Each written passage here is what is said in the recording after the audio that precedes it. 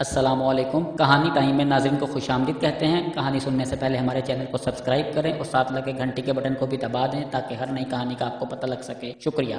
शुरू करते हैं आज की कहानी। ख़वातीन के एक मारूफ सरकारी कॉलेज में इंग्लिश का पीरियड था कि एक तालबा जोर जोर से रोने लगी। टीचर ने पढ़ाना छोड़ा, भागम भाग इसके पास जा पहुंची। बड़ी नरमी से दरियाफ्त किया, क्या बात है बेटी, क्यों रो रही हो? इसने सिसकियां लेकर जवाब दिया, मेरे फीस के पैसे चोरी हो गए हैं, बैग में रखे थे, किसी ने निकाल लिए हैं। टीचर ने एक लड़की को इशारा करते हुए कहा, कमरे के दरवाजे बंद कर दो, कोई बाहर ना जाए, सबकी तलाशी होगी। टीचर ने सामने की 3 रो से तालबात की खुद तलाशी ली और फिर इन्हें पूरी क्लास की तालबात की जेबें चेक करने और बस्तों की तलाशी की हदायत कर दी। कुछ देर बाद 2 लड़कियों की तकरार से अचानक क्लास एक बार फिर शोर से गूंज उठी। टीचर अपनी कुर्सी से उठते हुए बोली, क्या बात है?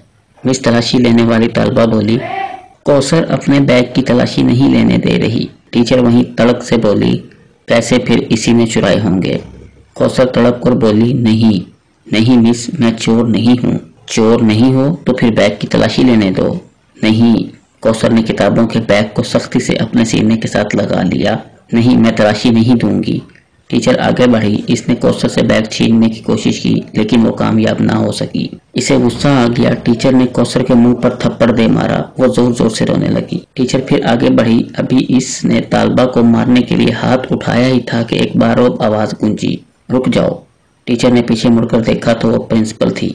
न जाने कब किसी ने इन्हें खबर कर दी थी। उन्होंने तालबा और टीचर को अपने दफ्तर में आने की हदायत की और वापस लौट गईं। प्रिंसिपल ने पूछा, क्या मामला है? टीचर ने तमाम माजरा कह सुनाया। उन्होंने तालबा से बड़ी नरमी से पूछा, तुमने पैसे चुराए? नहीं। इसने नफी में सर हिला दिया। कौसर की आंखों में आंसू भर आए थे। बिलफर्ज मान भी लिया जाए। प्रिंसिपल मतानत से बोली, जब तमाम तालबात अपनी अपनी तलाशी दे रही थी तुमने इनकार क्यों किया? कौसर खामोशी से मैडम को तकने लगी। इसकी आंखों से 2 मोटे मोटे आंसू निकलकर इसके चेहरे पर फैल गए। टीचर ने कुछ कहना चाहा, जहां दीदा प्रिंसिपल ने हाथ उठाकर इसे रोक दिया। प्रिंसिपल का दिल तालबा का चेहरा देखकर इसे चोर मानने पर आमादा न था। फिर इसने तलाशी देने की बजाय तमाशा बनना गवारा क्यों किया?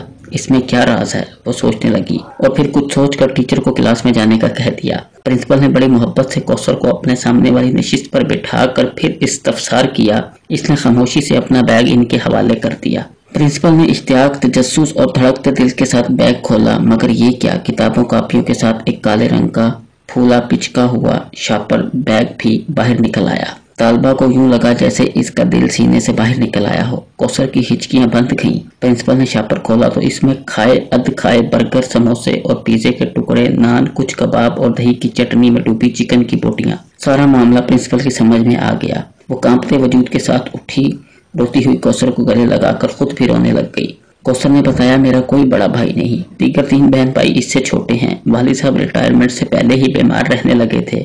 घर में कोई और कफील नहीं है। पेंशन से गुजारा नहीं होता। भूख से मजबूर होकर एक दिन रात का फाका था, नाश्ते में कुछ ना था। कॉलेज आने लगी तो भूख और नकाहत से चलना मुश्किल हो गया।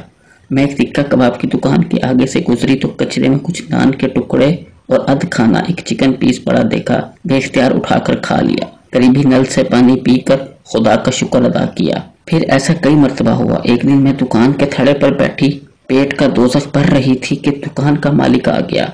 इसने मुझे देखा तो देखता ही रह गया।